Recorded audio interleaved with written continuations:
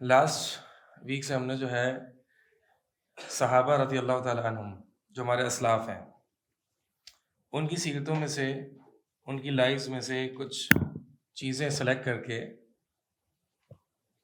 جو ہمارے لیے ریلیونٹ ہیں. ویسے تو ان کی پوری زندگی ہمارے لیے ریلیونٹ ہے، لیکن ظاہر سی بات ہے اس مختصر سے ٹائم میں ہم ان کی پوری زندگی تو نہیں پڑھ سکتے نا.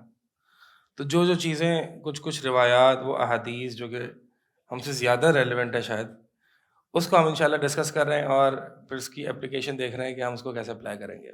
ٹھیک ہے، تو لاسٹ ویک ہم نے حضرت ابو بکر رضی اللہ تعالیٰ عنہ جب سوال کرنا تو اس سے ان کی زندگی میں سے کچھ روایات کچھ نریشنز ہم نے پڑھی تھیں.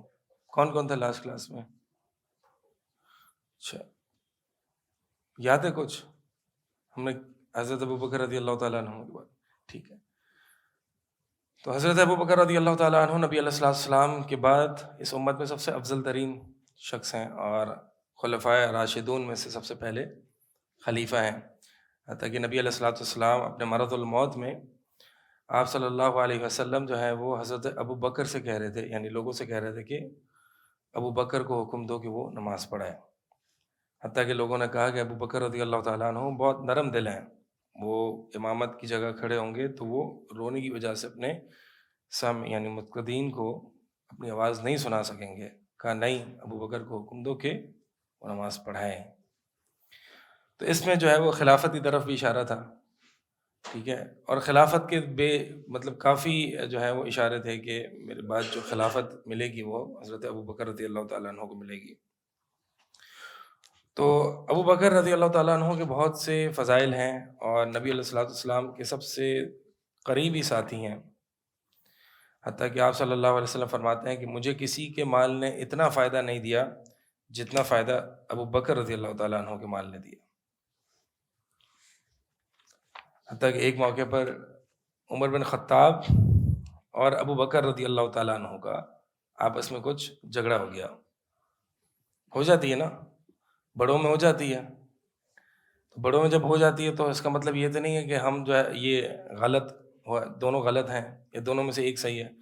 بڑوں میں آپس میں ہو جاتی ہے، اختلاف ہو جاتا ہے، انبن ہو جاتی ہے. تو اس کا کیا مطلب ہے؟ اس کو ہم تشہیر کرنا شروع کر دیں، سڑک کے کنارے پہ آ کے چوراہے پہ آ کے لوگوں کو بتلائیں کہ یہ ہو رہا ہے میرے بڑوں کے ساتھ. ایسا تو نہیں ہے. تو صحابہ کے معاملے میں آپس میں جو اس طرح کی باتیں ہو جاتی ہیں، انسان ہے. ٹھیک ہے، تو معاویہ رضی اللہ تعالیٰ عنہ اور علی رضی اللہ تعالیٰ عنہ، حضرت عائشہ، طلحہ، جو بھی معاملات ہوئے نا، اس کا مطلب یہ نہیں کہ میں یوٹیوب چینل کھولوں، 2-4 کتابیں آگے رکھ لوں اور میں لوگوں کو بتلاؤں کہ ان کے مابین یہ ہو رہا تھا اور پھر میں جج بن جاؤں اور میں کہوں کہ یہ صحیح تھا اور وہ غلط تھا اور اس نے ایسا کیا اور اس نے ایسا کیا. For what reason? امام احمد رحمہ اللہ سے پوچھا گیا نا کہ کون حق پہ تھے، صحیح کون تھے؟ تو انہوں نے کہا کہ اللہ تعالیٰ نے میرے ہاتھ کو ان سے محفوظ رکھا، تم چاہتے ہو میں اپنی زبان کو گندا کروں؟ تلک امۃ قد خلت لہا ما کسبت ولکم ما کسبتم.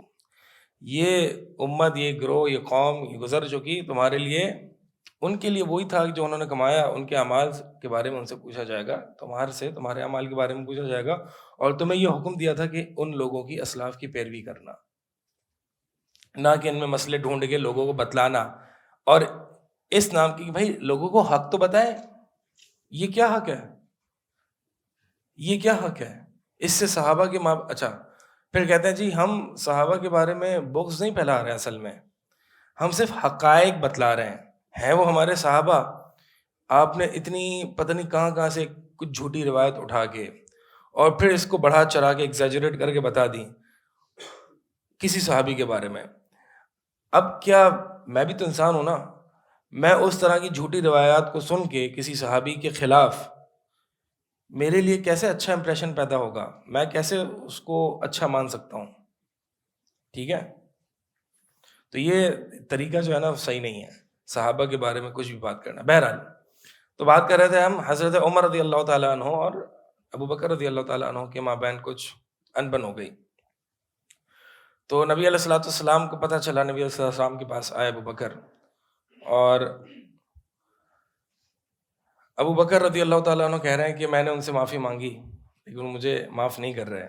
کیسے لوگ تھے نا, میں نے ان سے معافی مانگی, وہ معاف نہیں کر رہے. اس نے بھی دیکھا کہ عمر رضی اللہ تعالیٰ عنہ بھی آ رہے ہیں.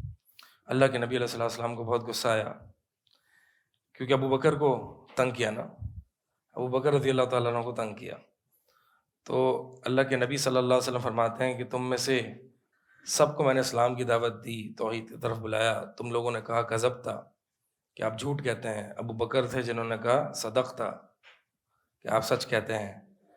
فہل انتم تارکوا لی صاحبی, کہ کیا تم میرے لیے میرے اس صحابی کو چھوڑ دو گے, کیا تم میرے لیے میرے اس صحابی کو چھوڑ دو گے. یہ اللہ کے نبی علیہ الصلوۃ والسلام نے 2 مرتبہ فرمایا. پھر اس کے بعد ابو بکر رضی اللہ تعالیٰ عنہ کو کچھ بھی تنگ نہیں کیا گیا, کوئی بھی تنگ کرنے سے بہت ڈرتا تھا, یا ان کو اذیت دینے سے یا پریشان کرنے سے. یہ ابو بکر رضی اللہ تعالیٰ عنہ کا مقام تھا. یعنی میرے لیے, کیا نبی علیہ الصلوۃ والسلام کے الفاظ کیا ہیں, فہل انتم تارکو لی صاحبی, کیا تم میری خاطر میرے اس صحابی کو چھوڑ دو گے. یعنی اگر جس سے ابو بکر کو برا بھلا کہا اس نے نبی علیہ الصلوۃ والسلام کو کہا, تو آپ سوچ لیں کہ جو حضرات ہمارے معاشرے میں حضرت ابو بکر رضی اللہ تعالیٰ عنہ کو لعن طعن کرتے ہیں, گالیاں دیتے ہیں, وہ نبی علیہ الصلوۃ والسلام کو کس طرح سے ایذا پہنچاتے ہیں.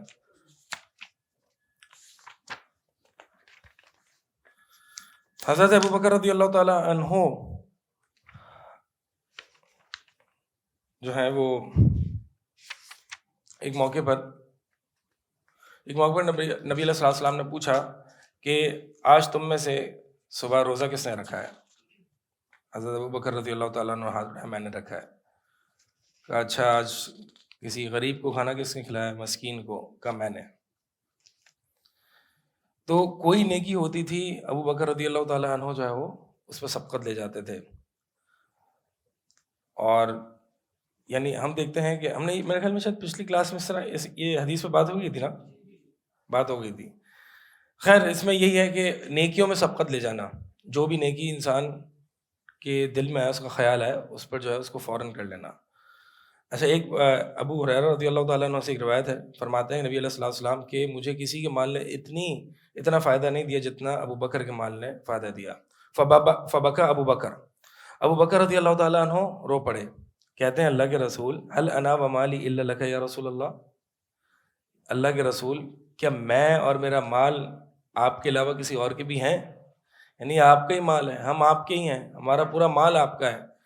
اچھا اگر ذرا اس کو تصور کریں, امیجن کریں, آج نبی علیہ الصلوۃ والسلام کے سامنے آپ موجود ہیں, اور نبی علیہ الصلوۃ والسلام جو ہیں ان کو کسی مال کی ضرورت ہے دین کے لیے, آپ جو کچھ ہیں وہ دے دیں گے, کیا کریں گے. کیس اسٹڈی, نبی علیہ الصلوۃ والسلام موجود ہیں, ٹھیک ہے, جیسے کہ ابو بکر رضی اللہ تعالیٰ عنہ جو ہیں وہ پورا مال اللہ کے نبی علیہ الصلوۃ والسلام کو دے دیتے تھے کہ آپ خرچ کریں اس کے اللہ کے راستے میں. کیس اسٹڈی, آپ ذرا سوچیں, آپ نبی علیہ الصلوۃ والسلام کے سامنے ہیں, نبی علیہ الصلوۃ والسلام کسی ایک اسلامک کوئی جہاد ہے, کوئی ضرورت ہے, اور آپ صلی اللہ علیہ وسلم جو ہیں وہ صدقے کی طرف رغبت دلا رہے ہیں, آپ صلی اللہ علیہ وسلم کو مال کی ضرورت ہے, آپ خرچ کریں گے, سب کر دیں گے, جو کچھ ہو. بولنا آسان ہے, کرنا آسان نہیں ہے. دیکھیں ہم نبی علیہ الصلوۃ والسلام کو سب کچھ دینے کے لیے تیار ہیں, لیکن نبی علیہ الصلوۃ والسلام نے صرف یہ کہا ہے کہ یہ چھوڑ دو, تو اس کو چھوڑ نہیں سکتے. دینا تو دور کی بات ہے, نبی علیہ الصلوۃ والسلام کے کہنے پر ہم حرام کمائی نہیں چھوڑ سکتے, ہم پورا مال کیا دیں گے, ہم کمانا نہیں چھوڑ سکتے نبی علیہ الصلوۃ والسلام کے کہنے پر.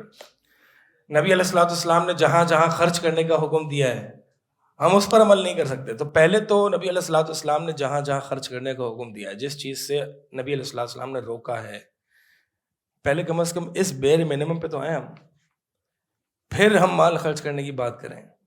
تو بات یہی ہے کہ انسان جو ہے نا جذبات میں آ کے بہت ساری چیزیں, مثال کے طور پہ آپ کو ایک مثال دیتا ہوں. حذیفہ بن یمان تھے رضی اللہ تعالیٰ عنہ, نبی علیہ السلام کی وفات کے بعد کسی شخص سے حذیفہ بن یمان نے سنا کہ اگر میں نبی علیہ السلام کے ساتھ خندق کے موقع پر، احزاب کے موقع پر، غزوہ احزاب کے موقع پر اگر میں ہوتا تو میں نبی علیہ السلام کے ساتھ ایسے لڑتا اور ویسے لڑتا، مطلب یہ کہ بہت بہادری کے ساتھ اور جرأت کے ساتھ لڑتا۔ حذیفہ بن یمان نے بلایا اس کو، ادھر آؤ، کہا کہ تمہیں پتہ ہے کہ جب ہم نبی علیہ السلام کے ساتھ غزوہ احزاب میں ہماری حالت اتنی سخت سردی تھی اور دل کلیجے کو آئے ہوئے تھے، وَبَلَغَتِ الْقُلُوبُ الْحَنَاجِرَ، اللہ تعالیٰ نے سورہ احزاب میں ذکر کیا ہے صحابہ کے بارے میں کہ تمہارے دل، تمہارے کلیجے منہ کو آئے ہوئے تھے، یعنی شدید خوف تھا، کیونکہ ساری کافر ریاستیں اور طاقتیں مسلمانوں کے خلاف جمع ہو چکی تھیں، ایک طرف 1000 یا 2000 اور ایک طرف 10,000 کا لشکر تھا، اور سخت سردی تھی۔ سردی یہاں والی نہیں، سردی جس کو سردی کہتے ہیں، سخت سردی تھی، بھوک تھی، پیٹ پہ پتھر بندھے ہوئے تھے۔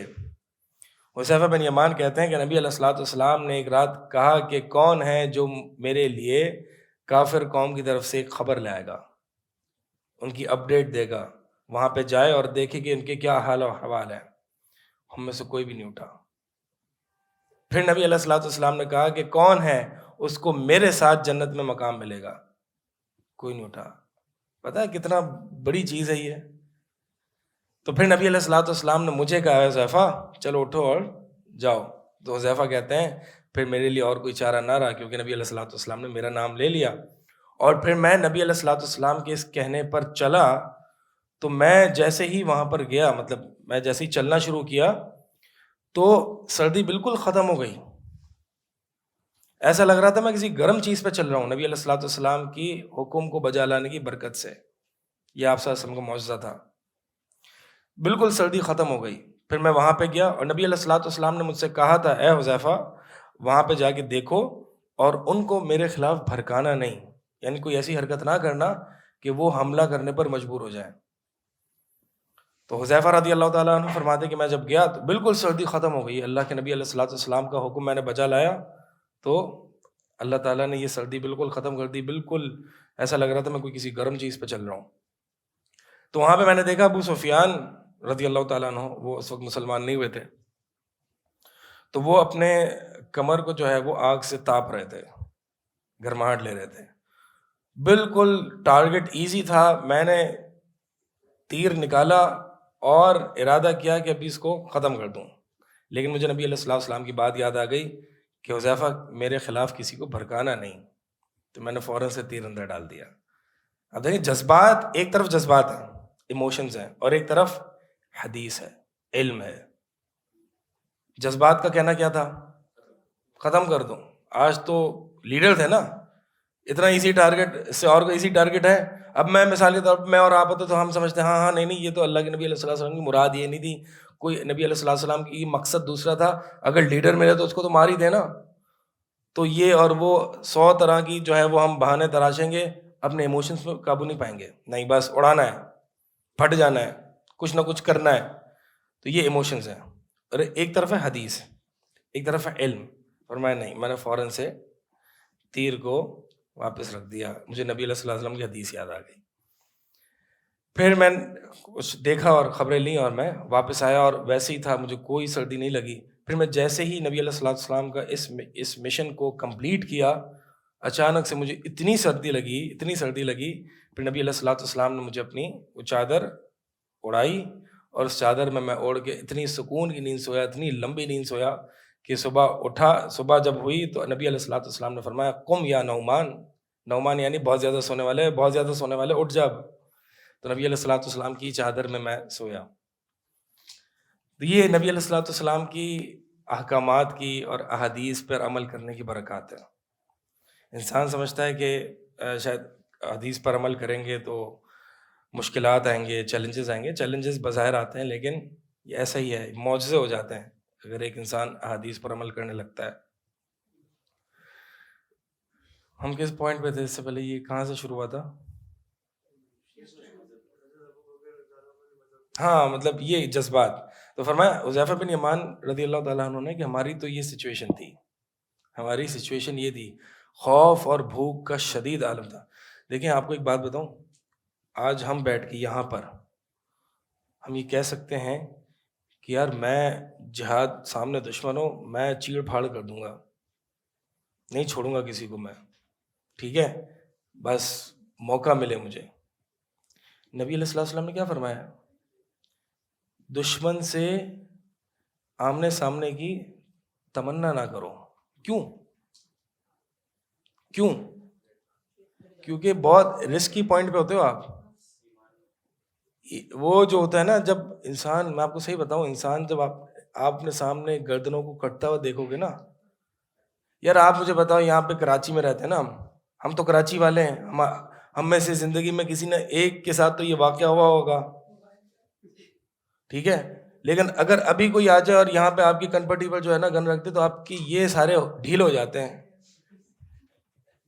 یہ تو ہم کراچی والوں کا حال ہے. پھر جو برگڑ لوگ ہیں ان کا تو حال جو ہے وہ، تو ہم نے جب 2-3 دفعہ اپنی سامنے گن کو رکھتے ہوئے اور موبائل ہاتھ خود بخود جا رہا ہوتا ہے بھائی، یہ حالت ہوتی ہے، ٹھیک ہے. تو بات یہی ہے کہ جب جان پہ آئی ہوئی ہوتی ہے نا بھائی، مار نہ دے. اور آج کل تو ویسے ہی ایسی حالت ہے کہ آج کل تو، پہلے تو جو ہوتا تھا ایسے 10-15 سال پہلے ڈکیتی، مطلب اس طرح کی گن پوائنٹ پہ چھینا جھپٹی ہوتی تھی، لیکن مار نہیں دیتے تھے. آج تو بھائی مار دیتے ہیں، تو اور ہاتھ پاؤں پھول جاتے ہیں اور کھل جاتے ہیں کہ یہ آ گیا. تو خیر بات بتانا یہ ہے کہ جب سامنے اسلحوں کو دیکھتے ہیں تو ہماری حالت یہ ہو جاتی ہے، اور پھر جب سامنے گردنیں کٹتے ہوئے دیکھیں گے تو ہماری حالت، بہرحال اللہ تعالیٰ محفوظ رکھے. تو فرمایا نبی علیہ الصلوۃ والسلام نے کہ دشمن سے تقابل کی تمنا نہ رکھو. ہاں مٹ بھیر ہو جائے، مقابلہ ہو جائے، پھر ڈٹ جاؤ.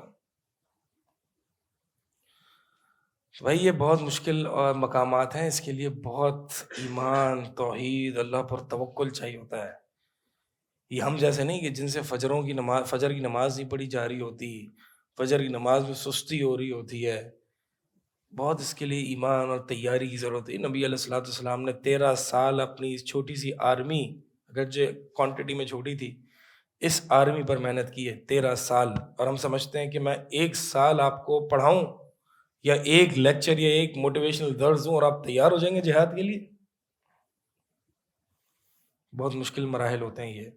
انسان جذبات میں بہت کچھ کہہ دیتا ہے، لیکن جو گراؤنڈ ریالٹی ہوتی ہے نا وہ بہت مختلف ہوتی ہے. تو ہمیں تو واقعی ایسا لگتا ہے کہ جو لوگ ان علاقوں میں رہتے ہیں کہ جہاں پر اسلحہ اور لوگ مر رہے ہیں سامنے، مطلب آپ اس ریالٹی کو فیس کرنے کے لیے تیار ہیں؟ پہلے تو وہ لوگ جو ہے نا، جو غزہ میں جو حالات ہیں، یہ ابھی جو جنریشن آ رہی ہے، آپ اس جنریشن کی حالت، وہ ایمانی حالت دیکھیں، بچوں کی حالت دیکھیں. یعنی کسی نے آ رہا تھا نا کہ وہ غزہ کے بچے جو ہے وہ جنازے کو اوپر اٹھا کے، یعنی اس چیز سے تو وہ کھیل رہے ہیں جس چیز کو ہم اپنی بڑھاپے میں یا اپنی زندگی میں بڑے انجام دیتے ہیں، اس چیز سے وہ کھیل، یعنی اس چیز میں وہ بڑے ہو رہے ہیں، اس چیز میں وہ بڑے ہو رہے ہیں. تو بات یہ ہے کہ اس کی پوری ٹریننگ اور ایمانی تربیت اور یہ چیزیں جو ہے وہ اس کی ضرورت ہوتی ہے. ہم میں تو کوئی جو ہے وہ، نہ ہمارے پاس اتنا اسٹیمنا ہے، نہ ہمارے پاس اتنی وہ کوئی چیز ہے. ہم ایک بندہ اگر اپنے آنکھوں کے سامنے مرتا ہوا دیکھیں گے، شاید رات کو نیند نہیں آئے گی. ہماری حالت یہ ہے. تو مقصد یہ ہے کہ اس میں جو ہے نا جذبات اور ہوتے ہیں اور علم اور ہوتا ہے اور گراؤنڈ ریالٹی اور ہوتی ہے. تو انسان کو جذبات میں بات نہیں کرنی چاہیے، بلکہ علم اور اپنی اوقات اور اپنے لیول کو دیکھ کے بات کرنی چاہیے. اللہ تعالیٰ سے عافیت طلب کرنی چاہیے.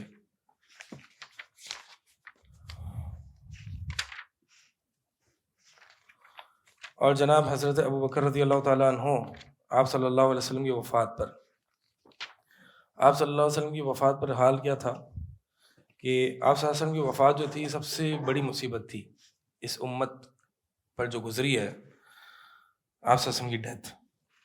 ابو بکر رضی اللہ تعالیٰ عنہ جو ہیں وہ اس وقت کسی اور موقع پر کسی اور جگہ پر تھے، تو ان کو وفات کی خبر ملی، تو آپ صلی اللہ علیہ وسلم کے پاس آئے اور دیکھا آپ صلی اللہ علیہ وسلم کو چہرے مبارک سے آپ صلی اللہ علیہ وسلم کے کپڑے کو ہٹایا، ماتھے پر بوسہ دیا اور فرمایا کہ بے ابی انت و امی، میرے والدین آپ پر قربان ہو، طبت حیا و میتن، آپ نے کیا پاکیزہ زندگی گزاری اور آپ کی موت بھی اسی پر ہوئی، والذی نفسی بیدہ، اللہ کی قسم کہ جس کے ہاتھ میں میری جان ہے، لا یذیقک اللہ الموتتین ابدا، اللہ تعالیٰ آپ کو دو موت نہیں چکھائے گا۔ پھر آپ ابو بکر رضی اللہ تعالیٰ عنہ آپ صلی اللہ علیہ وسلم کے پاس سے نکلے اس جگہ سے، اور دیکھا کہ عمر بن خطاب جو ہے وہ اعلان کر رہے ہیں کہ جس نے کہا کہ نبی علیہ الصلوۃ والسلام فوت ہو چکے ہیں اس کا میں سر قلم کر دوں گا، تو کیونکہ یقین نہیں ہو رہا تھا کہ آپ صلی اللہ علیہ وسلم اس دنیا سے چلے گئے۔ یعنی یہ جب اس طرح کا فتنہ آتا ہے نا یا آزمائش آتی ہے تو اس پر ثابت قدمی اور یہ سب چیزیں جو ہیں، اب دیکھیں یہاں پر سب صحابہ کا جو ہے وہ مطلب اپنے آپ کو کنٹرول نہیں کر پا رہے تھے، حتیٰ کہ ابو بکر رضی اللہ تعالیٰ عنہ آئے۔ اب ابو بکر کا ایمان دیکھیں آپ، ٹھیک ہے، اور ہم سوچیں ہم کیا کرتے، تو مقصد یہ ہے کہ ابو بکر رضی اللہ تعالیٰ عنہ آئے اور فرمایا کہ عمر بن خطاب کو کہا کہ آپ بیٹھ جاؤ، اور ممبر پر چڑھے ابو بکر رضی اللہ تعالیٰ عنہ اور فرمایا کہ ما محمد وما محمد الا رسول، محمد صلی اللہ علیہ وسلم تو رسول تھے، قد خلت من قبلہ الرسل، اس سے پہلے بھی رسول گزرے ہیں، افئن مات او قتل، کہ اگر نبی علیہ الصلوۃ والسلام فوت ہو جائیں یا قتل کر دیے جائیں، انقلبتم علی اعقابکم، کہ تم اپنی ایریوں سے پھر جاؤ گے، اور پھر فرمایا انک میت و انہم میتون، یعنی قرآن کی یہ آیات پڑھائیں جس میں یہ یقین دلایا کہ آپ صلی اللہ علیہ وسلم کو موت آ سکتی ہے، اور آپ صلی اللہ علیہ وسلم کو موت آئی ہے۔ عمر بن خطاب فرماتے ہیں کہ میں نے یہ آیات ابو بکر کے منہ سے سنی تو ایسا لگا کہ یہ میں نے پہلی دفعہ آیات سنی ہے۔ اس لیے اس میں دو تین باتیں ہمیں پتہ چلتی ہیں۔ پہلی بات تو یہ ہے کہ آزمائش اور شدید فتنے کا ڈر ہو یا شدید آپ کا ٹیسٹ آپ کو جھنجھوڑا جا رہا ہو، قرآن پڑھیں۔ قرآن میں کہیں نہ کہیں آپ کو کوئی نہ کوئی ریلیونٹ آیات مل جائے گی، اور اس کے لیے جو ہے وہ نبی علیہ الصلوۃ والسلام نماز پڑھتے تھے کہ اذا حضبہ الامر، کہ جب بھی آپ صلی اللہ علیہ وسلم کو کوئی معاملہ پیش آتا، کوئی تکلیف ہوتی، کوئی مصیبت آتی، تو آپ صلی اللہ علیہ وسلم نماز کی طرف رجوع کرتے تھے، اور نماز میں کیا ہے، قرآن پڑھا جاتا ہے، اللہ سے مناجات کی جاتی ہیں، تو کوئی نہ کوئی ایسی آیت ہوتی ہے جو آپ کو ریلیٹ کر پاتی ہے، اور یہ ایسا ہوتا ہے، اس کو ٹرائی کر کے دیکھیے گا، کوئی تکلیف آئی، کوئی ڈپریشن، کوئی غم لگ رہا ہے آپ کو، قرآن پڑھیں نماز میں یا مصحف کھول کے، کوئی نہ کوئی ایسی آیت آپ سے ایسی ریلیٹ کرے گی، اور پھر جب آپ کو پتہ چل جائے یہ ہے وہ آیت جو میرے اس موقع کے مناسب ہے، اس کو ریپیٹ کریں 2 3 4 5 6 10 12 20، یہ آیت اللہ کا کلام ہے، یہ جتنی بار پڑھیں گے اس میں شفا ہے، شفاء للناس، قل هو للذین آمنوا ھدی والشفاء، اللہ تعالیٰ نے فرمایا کہ یہ قرآن جو ہے ہدایت اور شفا ہے، یہ نہیں فرمایا شفا صرف روحانی امراض کے لیے، بلکہ جسمانی امراض کے لیے بھی شفا ہے، ٹھیک ہے، شفا عام ہے، یہاں پہ عام ہے شفا، تو چاہے وہ روحانی امراض سے مراد کیا ہے، روحانی امراض سے مراد ڈپریشن وغیرہ نہیں، یہ بھی اسلام کے نزدیک جسمانی امراض ہیں، روحانی امراض اسپرچل ڈیزیزز یعنی جیسے کہ حسد، جیلسی، تکبر، اور اسی طرح ریاکاری، یہ روحانی امراض ہیں، اسپرچل ڈیزیز ہیں، غصہ، اور جو جسمانی امراض ہیں وہ ہم جانتے ہیں۔ تو قرآن کو جو ہے وہ ان موقعوں پر پڑھنا، یہ انسان کو بہت زیادہ الا بذکر اللہ تطمئن القلوب، ذکر اللہ یہاں سے مراد جو ہے وہ قرآن ہے، ویسے تو عام ہے لیکن یہاں پہ قرآن، یعنی ذکر اللہ میں سب سے پہلے قرآن آتا ہے، تو قرآن انسان کو بہت زیادہ اطمینان دیتا ہے، کنسول کرتا ہے۔ اور دوسری بات یہ پتہ چلی کہ جب بہت بڑی کوئی آزمائش ہوتی ہے نا، تو انسان جو ہے وہ انسان کو سمجھ میں نہیں آتا کہ اس نے کیا کرنا ہے، تو اس لیے اہل علم کی طرف رجوع کرنا بہتر ہوتا ہے، ٹھیک ہے، جیسے کہ یہاں پر ابو بکر رضی اللہ تعالیٰ عنہ نے بڑے بڑے صحابہ کو کنٹرول کیا، اور پھر جو ہے جب ابو بکر رضی اللہ تعالیٰ عنہ نے یہ الفاظ ارشاد فرمائے تو لوگ رونے لگے، اور لوگوں کو واقعی یقین ہو گیا کہ آپ صلی اللہ علیہ وسلم کی وفات ہو چکی ہے۔ تو آپ صلی اللہ علیہ وسلم سے ان کو کیوں اتنی، پتہ ہے آپ کو اتنی مصیبت کیوں، ان کو اتنا بھاری کیوں پڑا تھا آپ صلی اللہ علیہ وسلم کے اس جانے پر؟ ہم؟ اور وہی نہیں آئے گی، اور ہاں محبت بہت تھی، آپ صلی اللہ علیہ وسلم سے لگاؤ اتنا تھا، حتیٰ کہ ہر صحابی کو ایسا لگتا تھا کہ آپ صلی اللہ علیہ وسلم سب سے زیادہ مجھ سے محبت کرتے ہیں۔ کسی صحابی نے آپ صلی اللہ علیہ وسلم سے پوچھا نا کہ آپ کو سب سے زیادہ محبوب کون ہے؟ کہا حضرت عائشہ رضی اللہ تعالیٰ عنہ۔ پھر پوچھا نہیں ہم اس میں سے نہیں، ہم مردوں میں سے پوچھ رہے ہیں۔ کہا ان کے والد ابو بکر رضی اللہ تعالیٰ عنہ۔ کہا پھر کون؟ پھر عمر، پھر عثمان۔ تو انہوں نے کہا مجھے لگتا ہے میرا نام ہے ہی نہیں، تو بس میں رک گیا۔ یعنی آپ صلی اللہ علیہ وسلم کی ٹریٹمنٹ ہر کسی سے ایسی ہوتی تھی کہ سب کو ایسا لگتا تھا کہ آپ صلی اللہ علیہ وسلم اس سے بہت محبت کرتے، اٹیچمنٹ بہت تھی صحابہ کی آپ صلی اللہ علیہ وسلم سے۔ آپ صلی اللہ بھائی یہ ہمیں تو خیر ہمیں اس دنیا کی زندگی میں رسول اللہ صلی اللہ علیہ وسلم کی کمپینین شپ نہیں ملی اور آپ کا ساتھ نہیں ملا، لیکن ان کو پڑھا بہت، سنا بہت، قال رسول اللہ صلی اللہ علیہ وسلم، مدارس میں کیا تو یہی کیا، اور پڑھا تو ان کے بارے میں ہی پڑھا، آپ صلی اللہ علیہ وسلم کی حالات کے بارے میں پڑھا، حتی الامکان کوشش کی کہ آپ صلی اللہ علیہ وسلم کی سنتوں پر عمل کیا جائے، اور آپ صلی اللہ علیہ وسلم کے جو فرامین ہیں ان فرامین پر کسی کو ترجیح نہ دی جائے، اپنا قوم، اپنا قبیلہ، اپنے والدین، جو بھی بات ہو حدیث کے مقابلے میں کسی کو نہ رکھا جائے۔ یہ سب کوششیں کرنے کے بعد ہم تمنا لگا سکتے ہیں کہ ہم کل کو نبی علیہ الصلوۃ والسلام کے ساتھ جنت میں ہوں، اور قیامت کے میدان یعنی حوض کوثر پہ بھی ہوں۔ حوض کوثر پر آپ صلی اللہ علیہ وسلم سے دور کر دیا جائے گا کن لوگوں کو؟ جو بدعتی ہیں، اہل البدع ہیں۔ لہٰذا بدعت سے، اہل البدع سے حتی الامکان کوشش کریں کہ اپنے آپ کو دور رکھیں، اور اہل السنہ سے ان سے محبت کریں، کیونکہ وہ نبی علیہ الصلوۃ والسلام کے پیروکار ہیں۔ اہل الحدیث سے، اہل السنہ والجماعہ سے، ان لوگوں سے ایک تو ان لوگوں میں شامل ہونے کی کوشش کریں، اور ان لوگوں سے محبت کریں خوب، کیونکہ لوگوں کی وجہ سے نہیں، میں ان کی سنت والے ہیں نا، یہ نبی علیہ الصلوۃ والسلام کے پیروکار ہیں، اس لیے میں ان سے محبت کرتا ہوں۔ نبی علیہ الصلوۃ والسلام نے فرمایا کہ مجھ سے جو سب سے زیادہ محبت کرنے والے، یعنی میرے بعد آنے والے وہ لوگ کہ جو مجھ سے ایک ملاقات یا ایک دیدار کرنے کے لیے اپنے مال اور اپنی اولاد کو داؤ پہ لگانے کے لیے تیار ہوں۔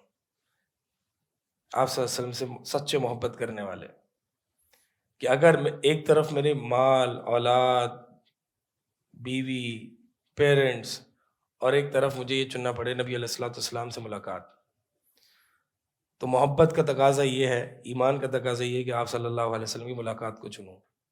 یہ ہے سب سے زیادہ نبی علیہ الصلوۃ والسلام سے محبت کرنے والے، حدیث میں آتا ہے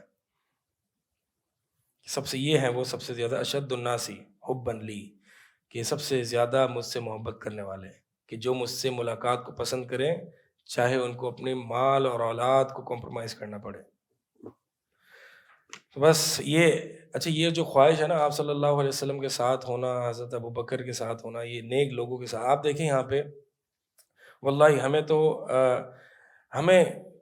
ہمیں نہ برے لوگوں میں بیٹھنے کی چاہت ہے، نہ فاسق فاجرین کے ساتھ بیٹھنے کی، یہ چیز اپنے ذہن سے نکال دیں اور اللہ تعالیٰ سے دعا کریں۔ یعنی بعض اوقات ہم یہ دیکھتے ہیں کہ یار یہ دیکھیں کتنا انجوائے کر رہے ہیں یہ دنیا دار لوگ، یا آپس میں بیٹھے ہیں، سٹے لگا رہے ہیں، پارٹی کر رہے ہیں، شیشے پی رہے ہیں، یہ دیکھیں یار یہ کیسے انجوائے کر رہے ہیں، میں نہیں کر سکتا۔ یہ والی فیلنگ چھوڑ دیں، یہ والی فیلنگ نہیں آنی چاہیے، ٹھیک ہے؟ یعنی یو شوڈ فیل پٹی فار دیم، کہ یار کس مسکینیت اور کس مصیبت اور دھوکے میں پڑے ہوئے یہ پھر لیول آ جاتا ہے نا، جب یہ لیول آ جاتا ہے کہ you feel sorry for them rather being obsessed with them، جب یہ لیول آ جاتا ہے تو انسان کا وہ لیول آتا ہے کہ وہ نیک لوگوں کی صحبت کو چاہتا ہے، ان نیک لوگوں کے ساتھ اس کو بیٹھنے ہی مزہ انہی لوگوں میں آتا ہے جہاں پہ گالیاں چل رہی ہیں اور گانوں کی باتیں ہو رہی ہیں اور نیٹ فلکس چل رہا ہے، اس کا سینہ تنگ ہوتا ہے، یار یہ کیا، کہاں آ گیا میں، نکلو یہاں سے، لٹرلی اس کا سینہ تنگ ہوتا ہے. یعنی فرسٹ اسٹیپ جب انسان دین پر آتا ہے نا تو پہلا اسٹیپ وہی ہوتا ہے کہ وہ تو سب تو چھوڑ دیتا ہے لیکن وہ اس سے obsessed ہونے لگتا ہے. ٹھیک ہے, اور پھر اگلا اسٹیپ یہ آتا ہے کہ کیونکہ ایمان اس کے دل میں آہستہ آہستہ بیٹھتا ہے نا, جب ایمان بیٹھتا ہے تو پھر اگلا اسٹیپ یہ آتا ہے کہ you feel sorry for them, اور پھر آپ علماء کی مجلس تلاش کرتے ہو کہ یار مجھے بڑے علماء کے ساتھ بیٹھنے میں مزہ آتا ہے. اب سوچیں ہم یہ سوچتے ہیں کہ, اور یہ ہم تمنا بھی ہوتی ہے کہ جو بڑے سینئر اسکالرز ہیں, مثال کے طور پر حافظ مسعود عالم صاحب حافظہ اللہ ہیں, اور اسی طرح جو ہیں وہ شیخ ارشاد اللہ قصری ہیں, ہماری تمنائیں ہوتی ہیں کہ ہمیں ان کے ساتھ کوئی مجلس مل جائے, کوئی بیٹھنے کا موقع مل جائے. سوچیں یہ آج کے بڑے سینئر اسکالرز ہیں. اب میں آپ کو ایک بات بتاتا ہوں, ہم میں سے کس کی خواہش ہے کہ ابن تیمیہ رحمہ اللہ کی مجلس میں بیٹھے, ابن القیم میں بیٹھے؟ پھر اسے اور آگے جاتے ہیں, امام بخاری کے ساتھ بیٹھے ہیں, ان سے صحیح بخاری سن رہے ہیں. اور پھر یہ تو ہماری خواہش نبی علیہ الصلوۃ والسلام کے علاوہ ہے نا. اب آپ سوچیں آپ صلی اللہ علیہ وسلم کی مجلس میں بیٹھے ہیں, اللہ اکبر, اس سے بہتر مجلس کیا ہوگی؟ اور یہ قیامت والے دن حوض کوثر کے پاس اور جنت میں. اسی لیے ایک صحابی ہے نا, آپ صلی اللہ علیہ وسلم سے کہنے لگے یا رسول اللہ اسألک مرافقۃ, کہ میں آپ کی مرافقت, کمپینین شپ جنت میں چاہتا ہوں.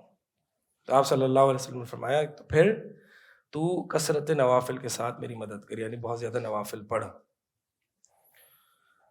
تو یعنی آپ صلی اللہ علیہ وسلم کا ساتھ, آپ سوچیں وہ محفل ہوگی کہ جس میں آپ صلی اللہ علیہ وسلم ہوں گے, حضرت ابو بکر ہوں گے, عمر بن خطاب, علی رضی اللہ تعالیٰ عنہ, اور بھی محدثین, علماء, شیخ الاسلام. وہ مجالس جو کہ ہر جنت میں ہر فرائیڈے کو, ہر جمعے کے دن یہ مجالس قائم ہوں گی. یتنازعون فیہا کأسا, شراب کے پیالے ایک دوسرے سے چھین رہے ہوں گے مذاق مستی میں. یتنازعون یعنی تنازع کس کو کہتے ہیں؟ چھینا جھپٹی کرنا ہے. جیسے کہ دوستوں میں ہوتا ہے نا کہ آپس میں اسے چھین لی, مذاق میں اسے چھین لی, تو شراب کے پیالے گھمائے جا رہے ہوں گے اور ایک دوسرے سے چھین رہے ہوں گے. یتنازعون فیہا کأسا لا لغو فیہا ولا تأثیم. وہ شراب ایسی ہوگی کہ کوئی اس میں فحش کلامی, کوئی اس سے سر کا درد اور کوئی اس سے گناہ نہیں ہوگا. تو ایسی مجلسیں آپ صلی اللہ علیہ وسلم کے ساتھ ہوں گی. اور پھر یہ بھی آتا ہے کہ جنتی جو ہیں وہ دنیا کی باتیں بھی کریں گے کہ یاد ہے ہم دنیا میں اس تکلیف میں تھے, اس مصیبت میں تھے, یہ چیلنجز فیس کرتے تھے, وغیرہ وغیرہ. بہرحال اللہ تعالیٰ ہمیں اس طرح کی مجلس جو ہے وہ, اور پھر ان تمام مجلس سے بہتر سب سے بڑی مجلس جو ہوگی وہ کون سی ہوگی؟ اللہ کا دیدار. یعنی یہ تو غایت ہے نا, یہ تو مقصد ہے ہمارا, یعنی اس کے بعد تو کچھ ہے ہی نہیں. یہ انسان کو ملے گا تو انسان تمام جنتوں کی نعمتوں کو بھول جائے گا. اس سے بہتر کوئی مجلس نہیں ہوگی کہ ہم میں سے ہر ایک اللہ کے چہرے سے دیدار کرے گا, اللہ سے بات کرے گا. اللہ تعالیٰ سے دعا ہے کہ اللہ تعالیٰ ہمیں جہنم سے بچائے اور بغیر جہنم میں جائے ہمیں جنت الفردوس میں آپ صلی اللہ علیہ وسلم کے ساتھ اللہ کے چہرے کا دیدار عطا فرمائے.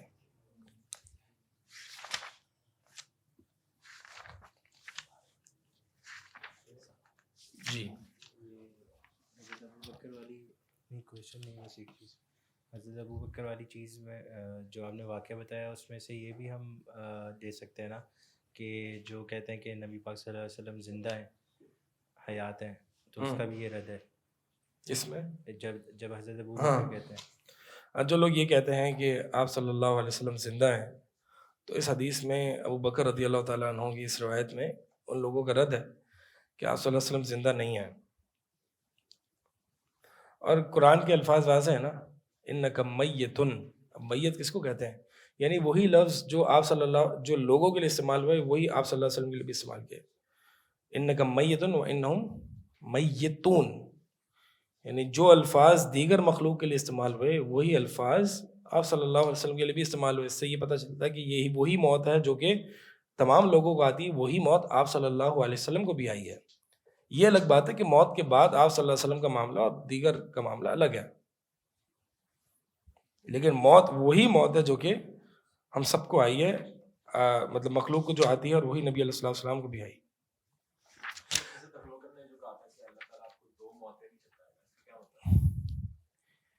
یعنی اس میں یہ ہے کہ اللہ تعالیٰ دو مصیبتیں آپ پر جمع نہیں کرے گا. ایک تو یہ کہ آپ کو دنیا کی جو آپ کو اتنا جو مشن تھا توحید کا، اور جو مطلب آپ صلی اللہ علیہ وسلم کو جو چیلنجز آئے تھے، تکلیفیں آئی تھیں، تو مطلب یہ ہے کہ اب بس آپ کے لیے، جیسے کہ آتا ہے نا کہ حضرت فاطمہ رضی اللہ تعالیٰ عنہ ایک موقع پر آپ صلی اللہ علیہ وسلم، یعنی آپ صلی اللہ علیہ وسلم کے پاس آئیں تو آپ صلی اللہ علیہ وسلم نے ان کو کچھ بات بتلائی، فاطمہ رضی اللہ تعالیٰ عنہ رونے لگیں، پھر جو ہے وہ ایک اور بات بتلائی تو پھر وہ مسکرانے لگیں. تو آپ صلی اللہ علیہ وسلم مطلب کیا بات تھی، مطلب کچھ صحابہ نے پوچھا کہ فاطمہ رضی اللہ تعالیٰ عنہ سے کہ کیا بات تھی کہ پہلے آپ جو ہے وہ رونے لگی پھر مسکرائیں. کہا کہ پہلے آپ صلی اللہ علیہ وسلم نے اپنی وفات کی خبر دی، اور پھر یہ بتایا کہ وفات کے بعد سب سے پہلے میں آپ صلی اللہ علیہ وسلم سے ملنے والی ہوں. اور اسی طرح ایک اور روایت میں آتا ہے نا کہ فاطمہ رضی اللہ تعالیٰ عنہ جو ہے وہ نبی علیہ الصلوۃ والسلام جب مرض الموت میں تھے، بہت شدید تکلیف تھی آپ صلی اللہ علیہ وسلم کو، تو فاطمہ رضی اللہ تعالیٰ عنہ جو ہے وہ آپ صلی اللہ علیہ وسلم کو اس حالت میں دیکھتی ہیں اور رونے لگتی ہیں. تو اللہ کے نبی علیہ الصلوۃ والسلام فرماتے ہیں فاطمہ پریشان نہ ہو، آج کے بعد تیرے بابا کو کوئی تکلیف نہیں پہنچے گی.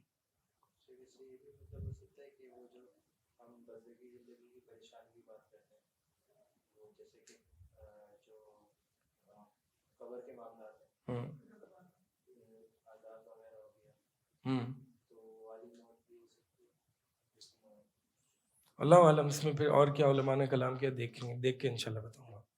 تو مقصد یہ ہے کہ آج کے بعد جو ہے یعنی نبی علیہ الصلوۃ والسلام کو بس جو مصیبتیں، تکلیفیں، پریشانیاں اس دنیا کی زندگی، وہ بھی دین کی خاطر وہ آئیں، آج کے بعد تیرے بابا کو کوئی تکلیف نہیں پہنچے گی. اچھا، ایک صحیح بخاری کی روایت ہے، اس کو آخری ہم پڑھ کے ابو بکر رضی اللہ تعالیٰ عنہ کی زندگی سے کچھ جو واقعات تھے اس کو ہم پھر انشاءاللہ اگلے ہفتے جو ہے وہ عمر بن خطاب رضی اللہ تعالیٰ عنہ کی زندگی سے کچھ واقعات اٹھائیں گے.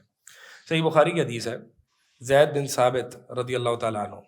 اچھا، اب ہوا یہ تھا کہ جنگ یمامہ جو کہ مسلمہ سے ہوئی تھی، آپ صلی اللہ علیہ وسلم کی وفات کے بعد مسلمہ نے نبوت کا دعویٰ کر دیا تھا.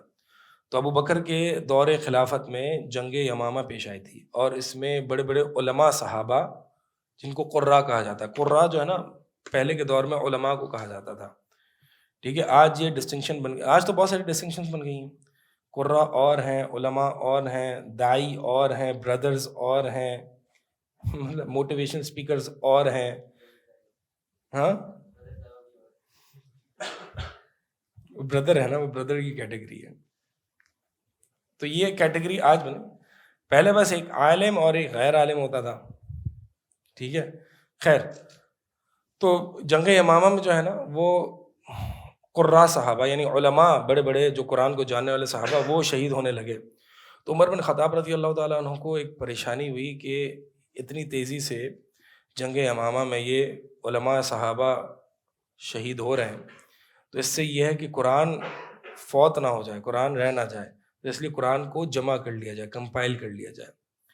تو ابو بکر رضی اللہ تعالیٰ عنہ کو یہ مشورہ دیا کہ آپ جو ہے وہ قرآن کو جمع کر لیں. اچھا، قرآن جو ہے وہ جمع سے مراد یہ ہے کہ قرآن کسی صحابی کو کچھ یاد تھا، کہیں کچھ سکنز پہ یعنی جانوروں کی کھالوں پہ کچھ لکھا ہوا تھا، لکڑیوں پہ کچھ اور لکھا ہوا تھا، لیدر پہ لکھا ہوا تھا.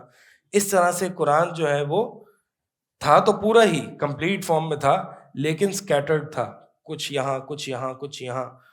کچھ ایسے صحابہ تھے جو پورا قرآن جانتے تھے، ٹھیک ہے. تو اس طرح سے سکیٹرڈ تھا قرآن. تو فرمایا کہ جب یہ اس طرح سے سکیٹرڈ ہے تو اگر یہ صحابہ علماء صحابہ فوت ہو گئے تو جو ان کے پاس پیس آف قرآن ہے جو ان کو یاد ہے، یا جو لیدر ان کے پاس ہے، یا جو سکن ان کے پاس ہے جس پر قرآن لکھا ہوا ہے، تو ایسا نہ ہو کہ وہ فوت ہو جائے اور قرآن جو ہے وہ اس کا حصہ ضائع ہو جائے. تو عمر بن خطاب رضی اللہ تعالیٰ عنہ نے ابو بکر کو مشورہ دیا کہ ایک کام کریں کہ قرآن کو کمپائل کر لیں، قرآن کو جمع کر لیں ایک جگہ. آپ نے پڑھا ہوگا نا او لیولز میں کمپائلیشن آف دا قرآن، ٹھیک ہے. لیکن وہ آپ نے عثمان بن عفان کا پڑھا ہے نا، ابو بکر کا بھی ہے اس میں. اچھا ہاں، تو اصل جو کارنامہ ہے جو ابو بکر رضی اللہ تعالیٰ عنہ کا ہے، ٹھیک ہے. وہ تو ابو بکر نے کہا رضی اللہ تعالیٰ عنہ، میں وہ کام کیسے کر سکتا ہوں جو نبی علیہ السلام نے نہیں کیا. اچھا، اب یہاں پہ ہمیں دو چیزیں پتہ چلتی. ایک یہ کہ کیا عمر بن خطاب کو قرآن کی ضائع ہونے کا ڈر تھا، ٹھیک ہے، کیا ان کو یہ بات پتہ نہیں تھی کہ اللہ تعالیٰ نے قرآن کا ذمہ لیا ہے؟ پتہ تھی نا، قرآن تو ضائع ہو ہی نہیں سکتا تھا، اللہ تعالیٰ نے ذمہ لیا ہوا ہے۔ اچھا، اب اس کا مطلب یہ ہے کہ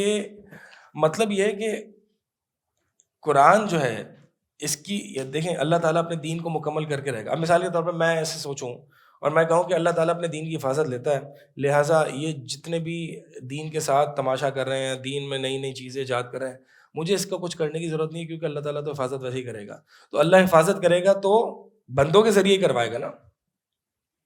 تو بات یہ ہے کہ اللہ تعالیٰ اپنے دین کو غالب کر کے رہے گا، سوال یہ ہے کہ میں نے اور آپ نے اس میں حصہ کتنا ڈالنا ہے اور اس آنر کو لینا ہے، ٹھیک ہے۔ تو خیر عمر بن خطاب رضی اللہ تعالیٰ عنہ نے ابو بکر سے یہ ریکویسٹ کی، تو ابو بکر نے کہا کہ میں ایسا کام کیسے کر سکتا ہوں کہ جو نبی علیہ الصلوۃ والسلام نے نہیں کیا۔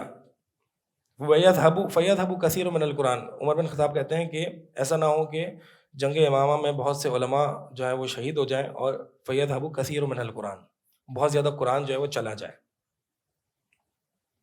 وَإِنِّي أَرَىٰ أَن تَأْمُرَ بِجَمْعِ الْقُرْآنِ، اور میں اے ابو بکر آپ کو میری رائے یہ ہے کہ آپ جو ہے وہ قرآن کو جمع کریں۔ اچھا، اب ابو بکر رضی اللہ تعالیٰ عنہ نے یہ بات کہی، ٹھیک ہے۔ اب یہاں پہ ایک بظاہر اختلاف ہو گیا ایک مصلحت پر کہ آیا کہ قرآن جمع کیا جائے یا نہ کیا جائے۔ ابو بکر کہہ رہے ہیں کہ جو کام نبی علیہ الصلوۃ والسلام نے نہیں کیا وہ میں کیسے کر سکتا ہوں، اور عمر بن خطاب کہہ رہے ہیں کہ نہیں، ابھی آج اس مصلحت کا تقاضا ہے کہ اس کو کیا جائے۔ اب ظاہر سی بات ہے یہ بدعت تو نہیں ہے کیونکہ قرآن تو موجود ہے نا، صرف کمپائلیشن ہے۔ یہ ایسے ہی مثال کے طور پر احادیث موجود ہیں، امام بخاری نے کیا کمپائل کیا اسپیسیفک چیپٹرز میں، بک آف طہارہ، بک آف صلاح، بک آف اذان، ٹھیک ہے۔ تو یہ بدعت نہیں کہلاتی کیونکہ یہ آرگنائز فارم یا اسکیٹرڈ انفارمیشن کو آرگنائز کرنا کہلاتا ہے، یہ کوئی بدعت نہیں ہے۔ بدعت ہوتی ہے دین میں کوئی نئی بات داخل کر دینا، کوئی نئی چیز۔ تو خیر یہ ایک معاملات میں سے ہے کہ اسی طرح مثال کے طور پر جیسے کہ ہم یہاں بیٹھے ہیں تو نبی علیہ الصلوۃ والسلام نے تو ایسے نہیں پڑھایا تھا، یا تعلیم ایسے تو نہیں ہوتی تھی صحابہ کے دور میں، مساجد میں ہوتی تھی، زمین پر بیٹھ کے ہوتی تھی، کیمرہ بھی نہیں ہوتا تھا۔ تو بات یہ کہ یہ حالات کا تقاضا ہے کہ اگر اس طریقے سے علم کو آگے نشر نہیں کیا جائے گا تو علم کا اچھا خاصا حصہ ضائع ہو جائے گا۔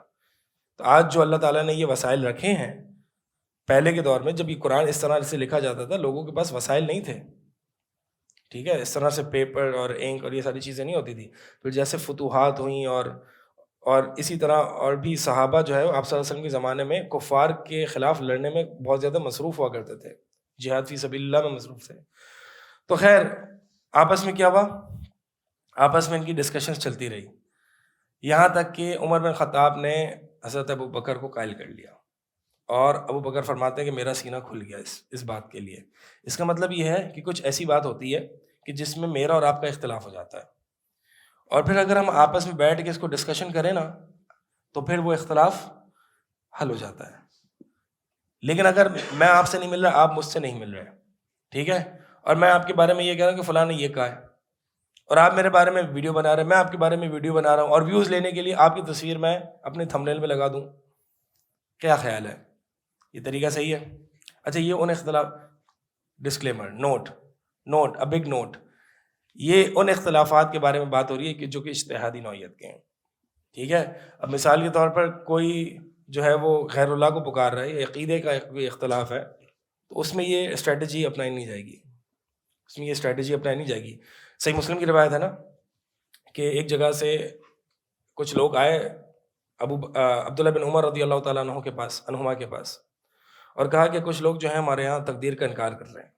تو عبداللہ بن عمر نے صرف اس انفارمیشن پر کیا کہا کہ میرا سلام نہیں پہنچانا، ان کو بتا دینا عبداللہ بری ہے ان سے، اور اگر وہ سونا پہاڑ کے برابر بھی خرچ کریں گے تو اللہ تعالیٰ ان سے قبول نہیں کرے گا جب تک وہ تقدیر پر ایمان نہیں لائیں گے۔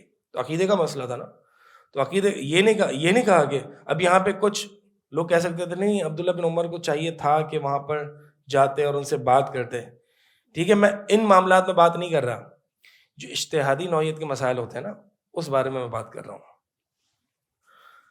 تو خیر یہاں پہ جو ہے وہ دونوں میں آپس میں ڈسکشن چلتی رہی، یہاں تک کہ ابو بکر رضی اللہ تعالیٰ عنہ کو اللہ تعالیٰ نے سینہ کھول دیا، ابو بکر قائل ہو گئے، ٹھیک ہے. اس کا مطلب یہ ہے کہ آپس میں بیٹھ کے دین کا کام کرنا ہے نا, یہ دین کا بہت بڑا کام ہے جو ہوا تھا. تو اگر دین کا کام کرنا ہے تو اکیلے اکیلے نہیں چل سکتے, ٹیم ورک ہونا بہت ضروری ہے. کیونکہ آپ نبی تو نہیں ہیں کہ آپ ہر چیز آپ صحیح کر لیں گے. ٹھیک ہے, لہٰذا کچھ ایسے کولیگز ہونے چاہیے جو آپ کو چیک اینڈ بیلنس میں رکھیں, جن سے آپ کے ساتھ تکرار ہوتا رہے کہ میں یہ کرنا چاہتا ہوں, سامنے سے کہے نہیں یہ کرنا بھی صحیح نہیں ہے, یہ والا کر لیں. تو اس ڈسکشن سے جو ہے نا بہت ساری چیزیں کھلتی ہیں, اور یہ تجربے سے آپ کو بتا رہا ہوں. تو لہٰذا آپ آگے جا کے انشاءاللہ دین کا کام کریں گے تو اس ٹیم ورک میں رہنا ہے ہمیشہ. میں اکیلا بیٹھ کے کمرے کے کونے میں ویڈیو بناتا رہوں اور میں یوٹیوب چینل کھول لوں, دین کے کام ایسے نہیں ہوتے, ٹیم ورک سے ہوتے ہیں, اکیلے اکیلے نہیں ہوتے. اکیلا کرے گا انسان غلطیاں کرے گا. تو خیر یہاں پر ابو بکر رضی اللہ تعالیٰ عنہ جیسے شخص کو بھی جو ہے وہ پہلے وہ قائل نہیں تھے, اب قائل ہو گئے. پھر زید بن ثابت رضی اللہ تعالیٰ عنہ کو بلایا گیا. زید بن ثابت کو ابو بکر رضی اللہ تعالیٰ عنہ نے یہی کہا کہ ہم نے قرآن کو جمع کرنے کا فیصلہ کیا ہے اور اس کے لیے ہم نے آپ کو اس مشن کے لیے چنا ہے. کیوں ان کو زید بن ثابت کو کیوں چنا ہے؟ الفاظ آپ کو پڑھ کے سناتا ہوں. قال ابو بکر انک رجل شاب عاقل لا نتہمک.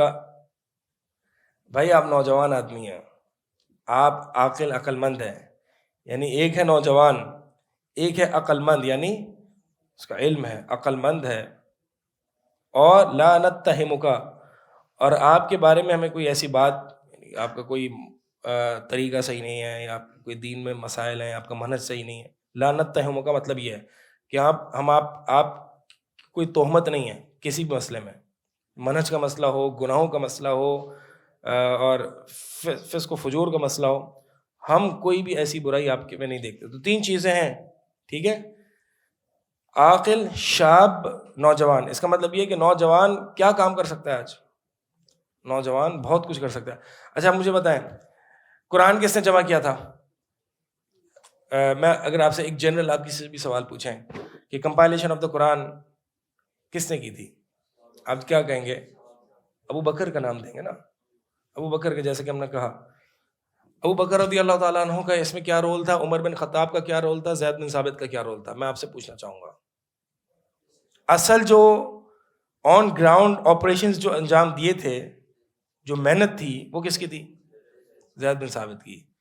آئیڈیا کس کا تھا؟ عمر بن خطاب کا. سپرویژن کس کی تھی؟ ابو بکر صدیق رضی اللہ تعالیٰ عنہ. نام کس کا آ رہا ہے؟ ابو بکر کا. سپرویژن ان کی تھی. ٹھیک ہے, اب اس سے میں ایک بات سمجھانا چاہوں گا, اور وہ یہ ہے کہ یہ دو, عمر بن خطاب اور زید بن ثابت, یہ بیک سٹیج ورکرز سے, لیکن ان کا بہت اہم کردار تھا. یعنی آپ کا ایک آئیڈیا ہی ایک بہت بڑا کام کروا سکتا ہے. اس لیے اپنے بھائیوں کو مشورہ دینا نہ بھولیں, پہلی بات. دوسری بات یہ کہ بیک سٹیج یا آن گراؤنڈ آپریشنز کو ہلکا نہ لیں. اگرچہ آپ کا نام نہیں آئے گا تو آپ نے لوگوں کے لیے تو نہیں کیا, آپ نے اپنا نام لگوانے کے لیے تو نہیں کیا, آپ نے تو اللہ کے لیے کیا ہے. ٹھیک ہے, کبھی بھی آپ یہ سوال کریں گے کہ کمپائلیشن آف دا قرآن کس نے کی, زید بن ثابت کا نام نہیں آئے گا, یعنی ایٹ فیس عمر بن ابو بکر رضی اللہ تعالیٰ عنہ کا آئے گا. تو لہٰذا جو مثال کے طور پر ہر بندہ اسپیکر نہیں بن سکتا, ہر بندہ درس نہیں دے سکتا. ٹھیک ہے, تو اس کا مطلب یہ ہے کہ جب تک آپ درس نہیں دیں گے آپ دین کا کام نہیں کریں گے. بیک سٹیج ورکرز کی بھی تو بہت حیثیت اور اہمیت ہوتی ہے نا. تو گراؤنڈ آپریشنز کرنا یہ ایک بیک بون ہوتا ہے, یہ بیک بون. اس کو ہلکا, اس کو یہ نہ سمجھیں یہ تو بس چھوٹا سا کام ہے, یہ ساری چیزیں نہیں, یہ بہت بڑا کام ہے. ٹھیک ہے, تو یہ اصل جو اس یعنی مقصد یہ کہ ایک پروجیکٹ کو نام اس کسی ایک کے ساتھ ایسوسیٹ کر دیا. مثال کے طور پر آج اس کا لیکچر ہے, تب اس ایک اسپیکر کے ساتھ وہ ایونٹ کو ایسوسیٹ کیا جاتا ہے, لیکن جو آس پاس جتنے لوگ ہیں نا, جو والنٹیئر کر رہے ہیں, جو آپریشنز دیکھ رہے ہیں, تو لہٰذا اس چیز کو اپنی نیت میں داخل کر لیں کہ میں جو آپریشنز کر رہا ہوں میں زید بن ثابت ہوں اس سینیریو میں, اور اس کو ہلکا نہ لیں. آپ کچھ سوال کر رہے تھے, ایک سیکنڈ, یہ آپ کر رہے تھے نا, کریں. شیخ آپ نے یہ سوال یہ کیا نا کہ آپ نے ہم سے سوال یہ کیا کہ اگر کوئی جنگ میں آپ رسول اللہ اگر ابھی ہم ہوتے اور وہ بولتے کہ تم مال اور اپنی جان خرچ کر سکتے ہو تو وہ میں نہیں کروں گا. اگر ایسے انڈیویجول جذبات میں آ کے شاید میں وہ کہہ دوں, تو آپ نے اس کی یہ وجہ بتائی کہ ہمارا وہ ایمان کا لیول نہیں ہے. تو اس ایمان کو حاصل کیسے کریں, اور اس پہ اگر حاصل کر بھی لیں تو اس کو سسٹین رکھنا مشکل رہتا ہے, بار بار نیچے گر جاتا ہے. دیکھیے میرا مقصد آپ کو ڈیموٹیویٹ کرنا نہیں تھا. تمنا رکھیں, ایسا نہیں ہے کہ وہ یہ تمنا ہونی چاہیے, ایموشنز ہونے چاہیے, لیکن گراؤنڈ ریالٹی کو بھی سمجھنا چاہیے ہمیں. دونوں چیزیں ہیں. رہی بات یہ کہ ہمارا اتنا ایمان نہیں ہے, اللہ تعالیٰ ہمارا ایمان اتنا بڑھا دے. وہ ایمان کیسے آئے گا؟ وہ علم حاصل کرنے سے آئے گا. علم حاصل کرنے سے, کنٹینیوسلی عمل کرنے سے, اور اللہ تعالیٰ سے دعائیں کرنے سے یہ سب ایمان بڑھتا ہے. رہی بات یہ کہ ایمان اس لیول پر سسٹین نہیں کر پاتا, تو یہ تو صحابہ کے ساتھ بھی ہوتا تھا, خود ابو بکر رضی اللہ تعالیٰ عنہ کے ساتھ بھی ہوتا تھا. حدیث میں آتا ہے کہ حنظلہ رضی اللہ تعالیٰ عنہ ابو بکر کے پاس آئے اور کہا کہ ہم جب نبی علیہ الصلوۃ والسلام کے ساتھ ہوتے ہیں تو ہمارا ایمان ایسا ہوتا ہے کہ جیسے کہ ہم جنت اور جہنم کو اپنی آنکھوں کے سامنے دیکھ رہے ہیں, اور پھر جب ہم اپنی فیملی لائف اور بزنس لائف میں جاتے ہیں تو یہ سب بھول جاتے ہیں. تو حضرت ابو بکر نے کہا کہ ایسا ہی میرے ساتھ بھی ہوتا ہے. آپ صلی اللہ علیہ وسلم کے پاس گئے دونوں, آپ صلی اللہ علیہ وسلم سے مسئلہ ذکر کیا. آپ صلی اللہ علیہ وسلم نے فرمایا کہ اگر تمہارا ایمان اسی لیول پر سسٹین کر جائے تو ملائکہ اتر کے تم سے مصافحہ کریں, لیکن اس کا بھی وقت ہے اور اس کا بھی وقت ہے, یعنی دونوں چیزوں کا وقت ہے. تو مطلب یہ ہے کہ ایمان گرنا جو ہے نا, ایمان گرتا ہے. ایمان کا جو بوسٹ آتا ہے جس میں آپ اللہ کا قرب محسوس کر رہے ہوتے ہو, ٹھیک ہے, آپ اللہ کی کلوزنس فیل کر رہے ہوتے ہو, وہ سسٹین نہیں رہ پاتی اور وہ نیچے آ جاتی ہے. تو بات اصل یہ ہے کہ اتنا نیچے نہ آ جائے کہ آپ اللہ کی نافرمانیوں پہ اتر جاؤ, گناہ کرنا شروع کر دو. اتنا نیچے نہیں آنا چاہیے, ٹھیک ہے. وہ کلوزنس اللہ سے, اللہ کا قرب, یہ اپ اینڈ ڈاؤن ہوتا رہتا ہے, لیکن اتنا ڈاؤن نہ ہو کہ انسان اللہ کی نافرمانیوں پر اتر آئے, گناہوں پر اتر آئے. یہ نارمل ہے. اس سے انسان کو شیطان عموماً جو ہے نا آپ کو ڈسکریج کر رہا ہوتا ہے, ڈی موٹیویٹ کر رہا ہوتا ہے کہ دیکھو تمہارا تو کوئی ایمان ہی نہیں ہے, تم تو منافق ہو, بس اس وقت تمہارا ایمان وہ آیا اور پھر تم سسٹین اور مینٹین ہی نہیں کر پائے, نیچے آ گیا. تو شیطان تمہیں نا امید کر رہا ہوتا ہے, اور یہ شیطان کا ایک ٹریپ ہے. جب انسان نا امیدی کے دائرے میں آ جاتا ہے نا, جب انسان ہوپلیس ہونا شروع ہوتا ہے, کہیں نہ کہیں ہوپلیسنس انسان کے اندر ریزائڈ کر رہی ہوتی ہے کہ یار میں تو کچھ کر ہی نہیں سکتا, میں تو نکما ہوں, بس ایک نماز پڑھ لی اچھے سے, دوسری نماز اچھے طریقے سے پڑھ نہیں پا رہا, اور ایسا ہوں اور ویسا ہوں. یہ ہوپلیسنس ریزائڈ نہیں کرنی چاہیے آپ کے دل کے اندر, یہ شیطان کی طرف سے ہوتی ہے. انما یحزن اللہ, انما یحزن الشیطان, یعنی یہ شیطان کی طرف سے جو ہے وہ یہ حزن آتا ہے ان لوگوں کے لیے جو ایمان جو ہے وہ لاتے ہیں, یرحمک اللہ. تو بات یہ ہے کہ بس ایمان کے اپ اینڈ ڈاؤنس میں انسان کو گھبرانا نہیں چاہیے, یہ نیچر ہے ایمان کا.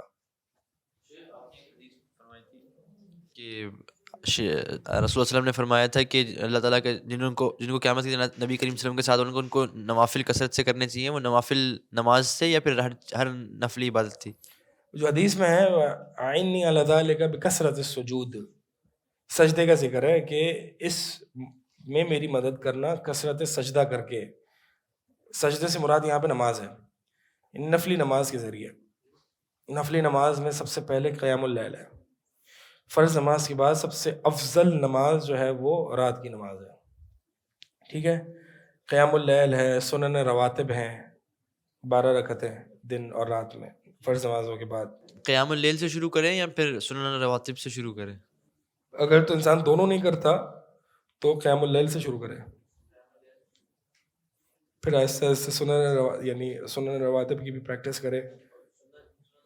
سنن رواتب میں جو ہے نا فجر سے پہلے 2 رکعت جو ہے وہ اس کی بہت تاکید ہے, اس کو کبھی نہ چھوڑے. آپ صلی اللہ علیہ وسلم سفر میں بھی نہیں چھوڑتے تھے, حتیٰ کہ اگر وہ مس بھی ہو جائے تو فرض نماز کے بعد پڑھ لے.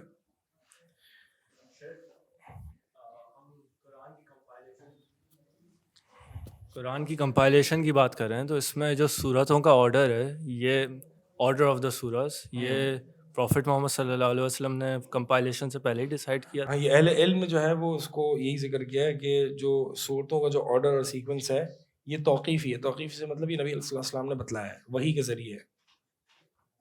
آیت تو ہے ہی ہے, اور صحیح قول یہ ہے کہ صورتوں کا بھی آرڈر نبی صلی اللہ علیہ وسلم نے سکھایا ہے, بتلایا ہے.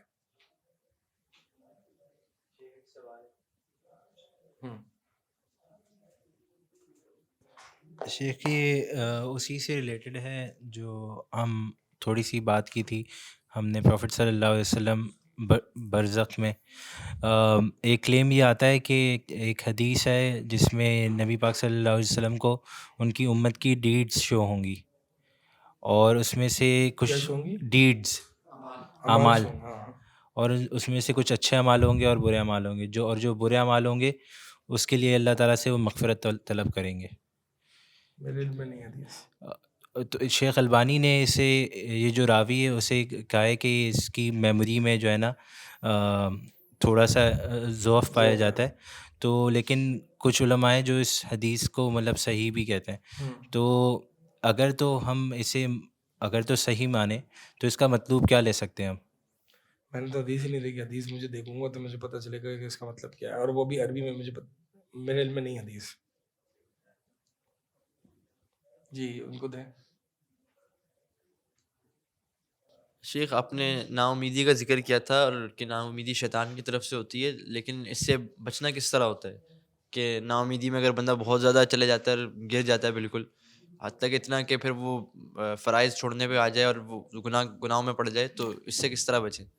نا امیدی کا علاج یہ ہے کہ اللہ تعالیٰ کی رحمت کے بارے میں انسان کو پتہ ہونا چاہیے کہ اللہ تعالیٰ کی جو رحمت ہے کتنی وسیع ہے, اس کے بارے میں انسان جاننے کی کوشش کرے. اللہ تعالیٰ کے جو نام ہے رحمان, رحیم, ودود, اس طرح کے جو نام ہیں اس کے بارے میں معرفت حاصل کریں کہ اللہ تعالیٰ کتنا رحیم ہے, کتنا رحمان ہے, کتنا اپنے بندوں پر رحم کرنے والا ہے.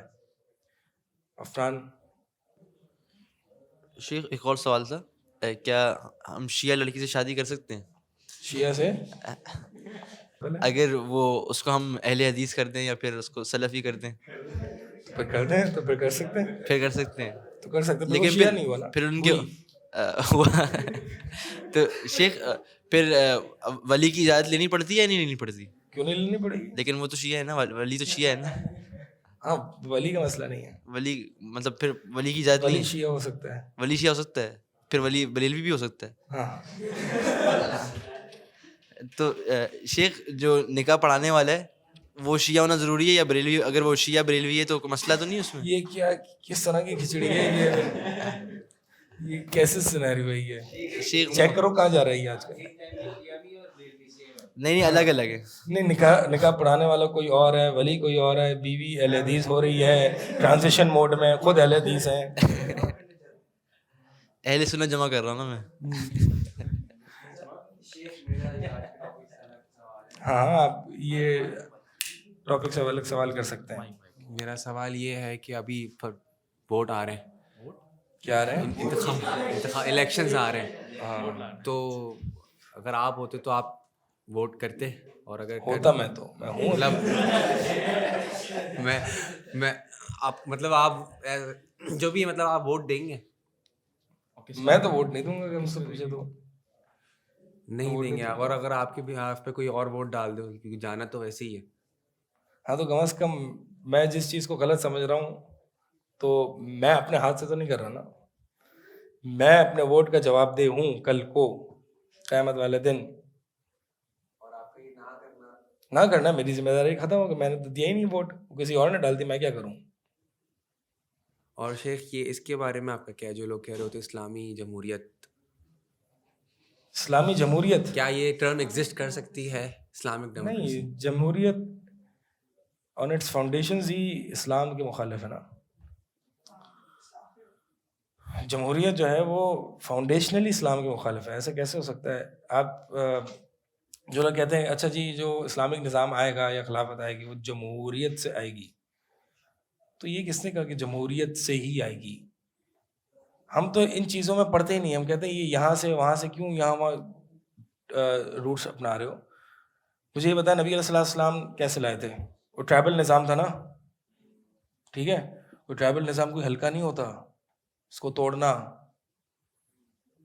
ٹرائبل نظام یہ بہت کوئی مشکل ہوتا ہے, حتیٰ کہ آپ دیکھیں نا کہ آج بھی یعنی جب برٹشرز سونپ کے چلے گئے تو بھی کچھ ایسے ایریاز ہیں کہ جو ٹرائبل اس پہ ہیں اور وہ اس رول کے انڈر آ ہی نہیں پا رہے, کیونکہ ان کو توڑنا بہت مشکل ہے. ڈیموکریسی تو ابھی بھی ٹوٹ جاتی ہے. نبی علیہ الصلوۃ والسلام نے ٹرائبل نظام کا حصہ بن کر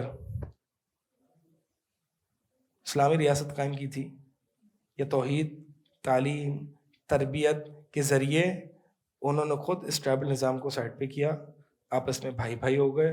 اوس اور خزرج کی آپس میں جو قبیلے کی جنگیں تھیں وہ ختم ہو گئیں, اور پھر ایک اسلامی ریاست, بھائی بھائی ہوئے اور اسلامی ریاست کا بھی. کیا خیال ہے؟ تو لہٰذا میں یہ کیوں کروں کہ میں یوں پہلے میں کھڑا ہوں الیکشن اس گند کے اندر جاؤں, پھر میں ووٹس لوں, پھر میں یہ جماعت اسلامی ہے, جتنی بھی سیاسی جماعتیں ہیں اراؤنڈ دا گلوب, صرف پاکستان میں نہیں, کیا ابھی تک جب سے نیشن اسٹیٹس آئے ہیں, جب سے ہر جگہ تقریباً ڈیموکریسی آ گئی ہے, کیا کارنامہ انجام دیا ہے؟ ابھی تک کچھ ہوا ہے؟ اس لیے حافظ محمد شریف حافظ اللہ وہ کہتے ہیں کہ انہوں نے ایک دفعہ درس بخاری میں کہا تھا کہ اس طرح سے حکومت اسلامی نظام آ ہی نہیں سکتا, آ ہی نہیں سکتا اگر ہم, آپ دیکھیں نا سلف کا قول ہے نا کہ لن یصلح آخر هذه الامه الا ما اصلح اولها, کہ اس امت کا آخری حصہ, آخری پورشن کی اصلاح نہیں ہو سکتی جیسے کہ پہلے حصے کی ہی نہ ہو. یعنی اگر اس امت کی اصلاح ہونی ہے تو جیسے کہ پہلے امت کی اصلاح ہوئی تھی ویسے ہی ہوگی, اور وہ کیسے ہوئی تھی؟ توحید کے ذریعے, تعلیم و تربیت کے ذریعے. یہ طریقہ ہے تبدیلی کا, یہ طریقہ ہے لوگوں میں بیداری ڈالنے کا. یہ طریقہ تھوڑی ہے اسلامک الیکشنز میں آ جاؤ اور ووٹ جو ہے وہ کھڑے ہو جاؤ. اور بہت سے لوگ یہ اسلامک ڈیموکریسی مطلب یہ کوئی فنی سا ٹرم ہے, اسلامی جمہوریت, Islamic liberalism, Islamic secular, Mirza والا اسلامک سیکولرزم, مطلب عجیب ہی. یہ آپ یہ اسلامک ٹچ کیوں دے رہے ہیں ہر چیز میں؟ نہیں ہے یہ اسلام, اسلامک ایتھیزم یہ آیا نہیں ہے, لیکن اسلامک سیکولرزم, اسلامک ڈیموکریسی آ چکا ہے. تو بات یہ ہے کہ جس کو پتہ ہے نا کہ ڈیموکریسی ہے کیا اصل میں, وہ کبھی بھی اسلام کے ساتھ ریکنسائلیبل ہے ہی نہیں, ہے ہی نہیں. کیا لبرلزم اسلام کے ساتھ ریکنسائلیبل ہے؟ نہیں. اس کے جو بیسک ٹینٹس ہیں وہ آن اٹس فیس ویلیو اسلام کے مخالف ہے. لبرلزم کیا ہے؟ ڈیموکریسی کے مثال, ڈیموکریسی اس کی جو ڈیفینیشن ہے, rule of people by the people on the people, ہاں وہ ریپرزینٹیٹیو ڈیموکریسی ہے. لیکن بیسکلی اس کی جو ہے تعریف یہی ہے, ٹھیک ہے. اب رول آف پیپل ابھی ڈیفینیشن ہی آن سلاٹ ہی اس کے اسلام کے مخالف ہے. By the people, by the people, یہ بائی دا پیپل کیسے ہو سکتی ہے؟ اسلام میں تو ہے کہ اگر ایک خلیفہ ہے دوسرا کھڑا ہو جائے نا تو اس کو اڑا دو, اس کو ختم کر دو. تو ملٹیپلسٹی کا تو کانسیپٹ ہی نہیں ہے. Power should be centred around one thing. اور اسے پھر یعنی لوگوں کے اس میں ہے نا کہ پاور سینٹرڈ ہے in the hands of the people. Democracy کا بیسک ٹینٹ یہ ہے.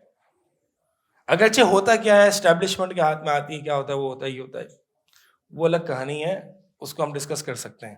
لیکن بحیثیت ڈیموکریسی ایز اے فلسفی وہ اسلام کے مخالف ہے. اچھا ایک بات. تو دوسری بات جو ہے میں یہی کر رہا تھا کہ دیکھیں ایک چیز جو ہے وہ اسلامی جہاں پہ سارا گند ہے, گند ہے, طریقہ ایک یہ ہے, ایک کیچڑ ہے. ایک طریقہ یہ ہے کہ آپ کیچڑ کے اندر کود جائیں اور پھر وہاں سے صاف کریں. صاف ہوگا, صاف کریں گے آپ کے اوپر آئے گا. گند کے اندر جا کے گند کو صاف نہیں کیا جاتا. رول آپ کیا کریں گے, باہر رہ کے لوگوں کو جمع کریں گے کہ دیکھو یہ کیچڑ ہے, لوگ اس کے ارد گرد جمع ہوں گے, یہ کیچڑ ہے, اور پھر ایز اے ٹیم ورک آپ کہیں گے اس کیچڑ کو سائڈ پہ کریں. اب سائڈ پہ ہوگا. What you are calling for is come follow me. ہم سب کے سب کیچڑ کے اندر جا کے کیچڑ کی صفائی کریں. وہ کیچڑ کی صفائی ہو بھی جائے گی تو آپ کے اوپر تو کیچڑ لگ گیا نا, آپ کیچڑ ہیں,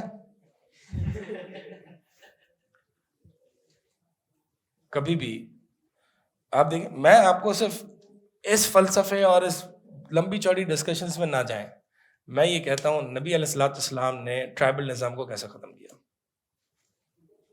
سامنے ہمارے, حتیٰ کہ آپ صلی اللہ علیہ وسلم کو ٹرائبلزم میں ایک بڑی آفر تھی کہ آپ کو ہم مال, عورتیں, سلطنت دو چاہیے, ہم آپ کو, ہم ٹرائبس کا سب سے بڑا مان لیتے ہیں, آپ دین کی دعوت چھوڑ دیں, یہ توحید جو کر رہے ہیں نا آپ اپنا کرتے رہیں, دعوت چھوڑ دیں.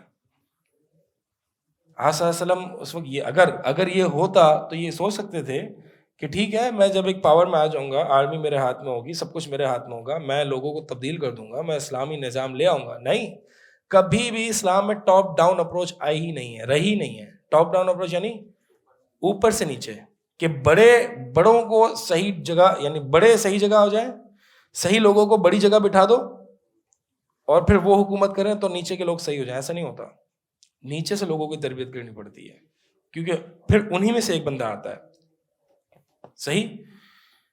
تو آپ مجھے بتائیں کیا تیر مارا ہے, کیا تیر مارا ہے جو اسلامی جماعتیں سیاست میں ہیں.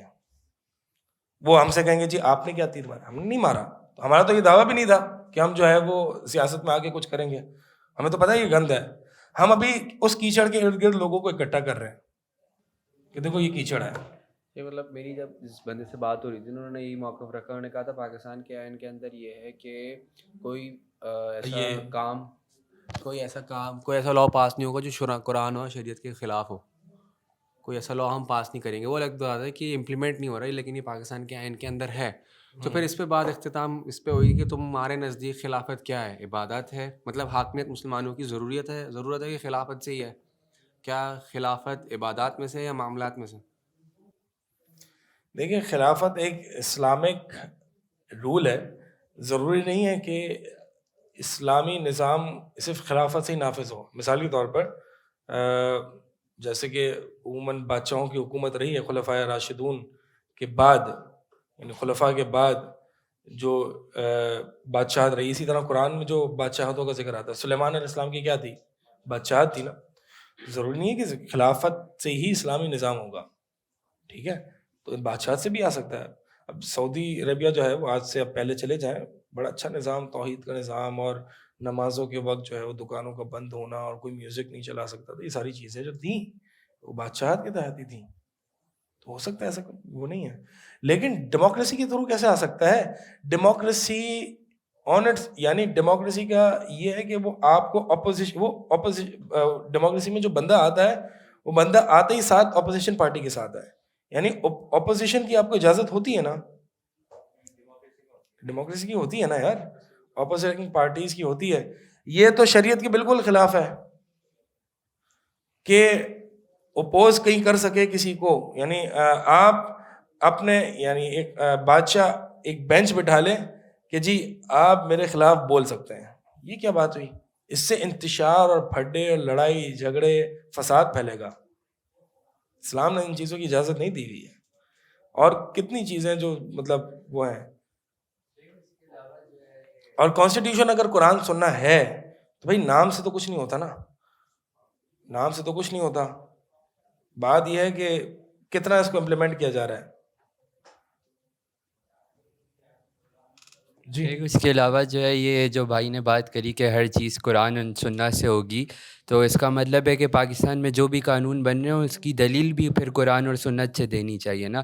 لیکن اگر آپ پاکستان کی گورنمنٹ کی ویب سائٹ کھول کے آئین دیکھیں گے نا, تو کوئی ایک قانون جو بھی بنا ہوا ہے اس کی کوئی دلیل قرآن اور سنت سے موجود نہیں ہے. تو یہ صرف انہوں نے ایسے ہی لکھا ہوا ہے کہ ہاں کوئی بھی قانون جو پاس ہوگا وہ قرآن اور سنت سے نکلے گا, لیکن یہ بس لکھا ہوا ہے انہوں نے, اور نیچے جو بھی قانون ہیں ان کی کوئی دلیل نہیں موجود کہ یہ قرآن میں ادھر موجود ہے, اصل میں سنہ میں ادھر. جتنے بھی یہ جو اس راستے کے تھرو اسلامی نظام قائم کرنے کے قائل ہیں, وہ جو ہے وہ بنیادی آپ دیکھیں گے ان کے نزدیک بنیادی عقائد, توحید اور شرک, اس کی کوئی اہمیت نہیں ہوتی ان کے نزدیک. اور وہ اسلامی نظام کو, یعنی ان کے نزدیک اسلامی نظام یہ ہے کہ بس سود ختم کر دو اور یعنی یہ جو بینکس ربا بیسڈ بینکس ہیں یہ ختم کر دو. اور کون سی منکرات ہیں؟ جو چند منکرات ہیں یعنی ٹرانسجینڈرزم ہے, LGBTQ ہے, یہ سب چیزیں جو ہے وہ ختم کر دو. اسلامی نظام کے نزدیک یہ ہے. رہی بات یہ کہ مزار ختم کر دو, سب سے پہلے تو ہمارا تو سوال یہ ہے کہ مجھے یہ بتاؤ کہ وہ قوم تو فلرش کرے گی نہیں کہ جہاں پر شرک ہوتا ہو, اللہ کے علاوہ غیر اللہ کو پکارا جاتا ہو. تو آپ کے نزدیک اسلامی نظام کیا ہے, پہلے تو یہ ڈیفائن کرو. تو کیونکہ اسلامی نظام یہ ہے کہ جہاں پر لبرلزم نہ ہو, جہاں پر سوشلزم نہ ہو, کمیونزم نہ ہو, جہاں پر یہ چیزیں نہ ہوں, یعنی اسلامی قوانین, مثال کے طور پر چور کو سزا دی جائے گی, اس کے ہاتھ کاٹے جائیں گے, اسلامی قوانین نافذ ہوں. تو اسلامی نظام کا مطلب صرف اسلامی حدود کو نافذ کرنا نہیں ہے, یہ ایک پارٹ آف اسلام ہے. جو اسلام کی جو فنڈامنٹلز ہیں, توحید, اس کی بات کرو نا. مجھے یہ بتاؤ کہ ڈیموکریسی کے ذریعے توحید کو آپ نافذ کر سکتے ہو؟ یہ تو آپ جو ہے وہ بہت مشکل ہے. اس گند کے نظام سے گزر کر جو ہے نا, آپ دیکھیں بہت سے لوگ اپنا ایمان کو بیچ دیتے ہیں, بہت سے لوگ کیا کیا ووٹ کے چکر میں کیا کیا کرتے ہیں. تو خیر ان چیزوں سے جو ہے نا ابھی, ہاں یہ مائک لے لیں یرحمک اللہ. اس میں اگر کوئی کر رہے, جیسے کچھ ہیں جو صحیح اصلاح چاہتے ہیں اس نظام کے تھرو, وہ اس لیے اس نظام کا پارٹ بن رہے ہیں کیونکہ اگر وہ نہیں ہوں گے تو ان سے کوئی بری چیز آ جائے گی. مطلب فار ایگزامپل کوئی بری پارٹی آ جائے گی جو ظلم کرے گی یا جو رائٹس پورے نہیں کرے گی یا جو حق چھینے گی, اور وہ سمجھتے ہیں کہ اگر وہ آ جائیں تو وہ ایٹ لیسٹ یہ نہیں کریں گے اگر وہ پوری طریقے سے اسلام نافذ نہیں کروا سکیں, لیکن ایٹ لیسٹ وہ لوگ کوشش یہ کریں گے کہ یہ جو ظلم و ستم ہو رہا ہے, یہ جو جیسے سمجھ لیں کرپشن ہو رہی ہے اور دوسری چیزیں ہو رہی ہیں, اس سے نجات دے سکیں گے عوام کو. تو کیا لیسر آف ٹو ایولز کے حساب سے دیکھیں؟ بعض علماء اس پوائنٹ آف ویو کے ہیں کہ اس صورتحال میں مثال کے طور پر دنیاوی فوائد تو کچھ مل جائیں گے نا. مثال کے طور پر جماعت اسلامی ہے, دنیاوی حوالے سے ہم اس کے کام کو دین کے نفوذ کے لیے تو وہ تو میوزک بجا بجا کے جو ہے وہ لوگوں کو یہ کون سا دین ہے, اور ان کے نزدیک جو دین ہے وہ ہمارے نزدیک اقامت دین وہ نہیں ہے. بنیادی فرق ہے جو جماعت اسلامی کا جو اقامت دین ہے اور ہمارا اقامت دین ہے. البتہ اس کے ان بات کو سراہا جائے گا کہ ان میں کرپشن کم ہے, ٹھیک ہے, اور مطلب یہ واقعی مخلص اور سنسیئر ہیں کراچی کے لیے, پاکستان کی یعنی پاکستان سے کرپشن اور ظلم کو ہٹانے کے لیے. تو اس سلسلے میں جو ہے وہ پاسبل ہے کہ یہاں پر جو ہے وہ ان کے ساتھ کچھ نہ کچھ تعاون کیا جا سکتا ہو, ٹھیک ہے, یہ ہم اس کو کر سکتے ہیں, لیکن دینی اعتبار سے ہم اس کے ساتھ تعاون نہیں کریں گے. جیسے کہ نبی علیہ الصلوۃ والسلام حلف الفضول جو تھی, حلف الفضول وہ تھی کہ کسی بھی اس پر ظلم نہیں ہوگا, یعنی ظلم کے خلاف ایک طریقے سے ایک پیکٹ اور اگریمنٹ تھا. تو آپ صلی اللہ علیہ وسلم نے یعنی نبوت کے بعد بھی یہ کہا تھا کہ اگر آج بھی حلف الفضول کریں گے تو آج میں بھی کروں گا. یعنی ظلم کو, کرپشن کو روکنے کے لیے ہم تو کافر کے ساتھ بھی ہاتھ ملاتے ہیں, ہم تو ان کے ساتھ بھی اگریمنٹ کرتے ہیں. جماعت اسلامی کیا ہے؟ تو یہ تو ہمارے مسلمان بھائی ہیں, اگرچہ فنڈامنٹلز میں بنیادی اختلاف ہے. تو بات یہی ہے کہ ہم تو کافر کے ساتھ بھی جو ہے وہ اینٹی کرپشن اور ان چیزوں میں ہاتھ ملائیں گے, اس میں کوئی مسئلہ نہیں ہے, کرنا چاہیے. یہ زمین سے فساد کو دور کرنے کے لیے کافروں کے ساتھ اور لوگوں کے ساتھ جو ہے وہ کوآپریٹ کرنا چاہیے. تو اس لیے جو ہے وہ بعض, لیکن اصل میں یہاں پہ مسئلہ دین کے, ان کے ساتھ جو مسئلہ ہے نا دین کے ساتھ مکس ہو گیا ہے. تو بہرحال مصلحت اور اس کا ہے, اس لیے بعض اہل علم فرماتے ہیں کہ یعنی اخف الشرعین, یعنی جو دو شر میں سے جو اخف ہے, کمتر ہے, اس کو مد نظر رکھتے ہوئے اس کو ووٹ دے دیا جائے کسی ایک کو تو زیادہ بہتر ہے. اب بات یہ ہے کہ کیا میں اور آپ ڈیسائیڈ کریں گے کہ ان دو شر میں سے اخف کون ہے؟ مثال کے طور پر ہم میں سے کچھ لوگ بیٹھے ہوں گے, وہ کہتے ہوں گے کہ نہیں, میں سمجھتا ہوں یہاں پہ جماعت اسلامی اور پی ٹی آئی میں سے جو کم ترین شر ہے وہ پی ٹی آئی ہے. آپ میں سے کوئی یہ کہہ سکتا ہے کہ نون لیگ ہے. یعنی میں اور آپ کیسے ڈیسائیڈ کریں گے؟ ہمیں اندرونی معاملات پتہ ہیں, ہمیں ہر چیز پتہ ہے, ٹھیک ہے, ہمیں تو کچھ نہیں پتا نا, ہمیں تو وہ پتہ ہے کہ جو سامنے دکھ رہا ہے. اور پی ٹی آئی جب تک سامنے دکھتا رہا تھا وہ بہت اچھا تھا, آج سے 5 سال 4 سال پہلے پوری یوتھ ان کے ساتھ تھی, جمع غفیر تھا ان کے ساتھ, پھر آہستہ آہستہ ان سے پیچھے ہونے لگی جب معاملات واضح ہونے لگے. تو بات یہ ہے کسی ایک پارٹی پر بات کرنا مقصد نہیں ہے، کیونکہ ہم تو سیاسی آدمی ہیں نہیں، ہمیں تو پتہ ہی نہیں ہے سیاست مطلب جو گند سیاست جو ہے نا اس کا، دینی سیاست جو ہے وہ کس طرح ہونی چاہیے الحمدللہ وہ قرآن حدیث میں پڑھتے ہیں. تو بعض علماء کہتے ہیں کہ اس صورت میں جو ہے وہ ووٹ دے دیا جائے، لیکن بہرحال اگر یہ بعض علماء کا کہنا ہے ہم سیف سائڈ، میں کم از کم، میں آپ نے میرا پوچھا تو میں سیف سائڈ اپناتا ہوں. میں کم از کم جو ہے وہ کیوں، مجھے پتہ نہیں ہے نا، میں اگر ہاں چلو مجھے علم ہو کہ ہاں بھائی یہ ہے واقعی، تو میں کچھ کر سکوں اور میں اس گند نظام میں اس کیچڑ میں ایک انگلی ڈال سکوں کہ چلو ایک انگلی گندی ہوگی، لیکن میں اپنے آپ کو سیف سائڈ اور احتیاط پر رکھتا ہوں. میں کیوں دوں؟ شیخ نہیں،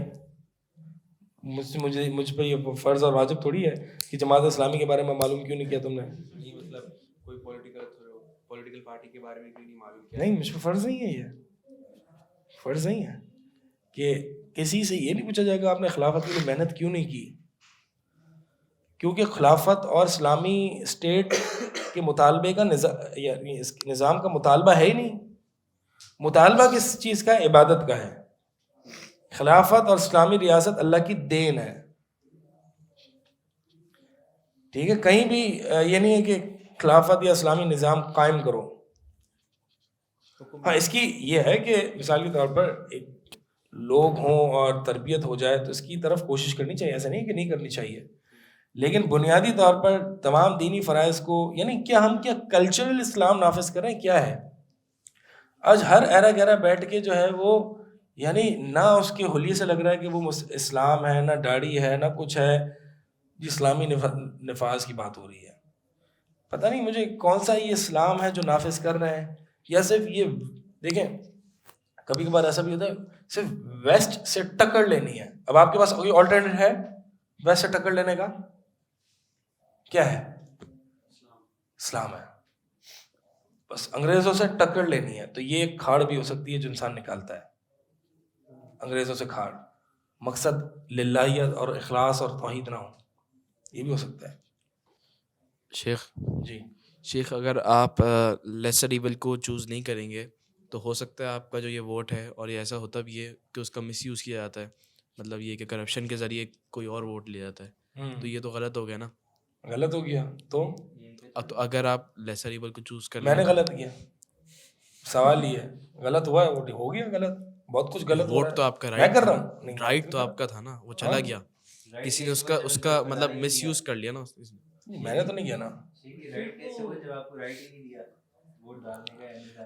ووٹ آپ کا، ووٹ تو آپ کا تھا نا، لیکن مثال جب کے آپ لیے ایسی بات ہو رہی ہے کہ جیسے کہ ایک پارک میں آپ جا رہے ہیں اور ایک بچہ رو رہا ہے، آپ اس کے پاس سے گزر کے اس کو دیکھ کے نکل جاتے ہیں، جی آپ نے اس کو پکڑا کیوں نہیں؟ بھائی وہ رو رہا ہے تو میں واجب ہے مجھ پر پکڑنا، میں کسی اور کام سے جا رہا ہوں، ٹھیک ہے. تو بات یہ ہے کہ ایک وہ رو رہا ہے، آپ یہ کہہ رہے ہیں کہ نہیں آپ نے نہیں اٹھایا نا اس لیے یہ اور روئے گا، تو بھائی میرے اوپر فرض ہو رہی ہے. ہاں وہ مر رہا ہے تو پھر میں، ہو سکتا ہے وہ کوئی وہاں پہ حکم لگ رہا ہو، تو بات یہ تھوڑی ہے کہ تو رو رہا ہے، برا ہو رہا ہے وہاں پر، تو میرے سیدھے گزر جانے کی وجہ سے یہ ایسے ہی ہے کہ وہاں پر ووٹ میں کچھ دھاندلی ہو رہی ہے، میں وہاں آتا ہوں دیکھ کے گزر جاتا ہوں، میں نے تھوڑی نہ کیا ہے. جائیں اور پھاڑ کر آ جائیں. ہاں 3 آپشن ہے نا، یا تو ووٹ دو، نہیں دو، یا تو کھاؤ پھاڑ کر آ جاؤ. شیخ وہ جو بچہ جو رو رہا تھا، اگر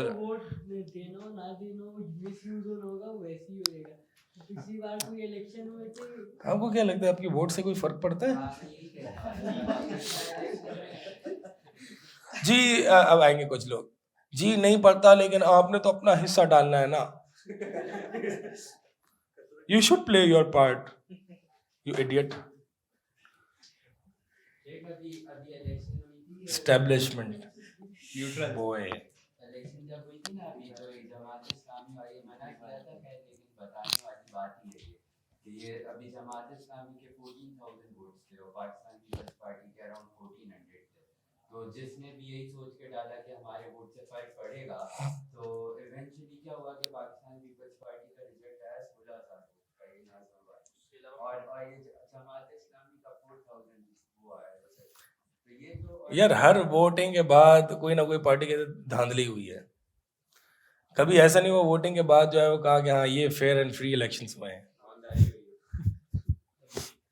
اس جھوٹ اور گند اور کیچڑ میں کیوں جاؤں, اور پھر میں نہیں جاؤں تو لوگ مجھے بلیم کریں کہ آپ کی وجہ سے. بھائی میری وجہ سے کیا ہوگا یار, میں نے کیا کیا ہے؟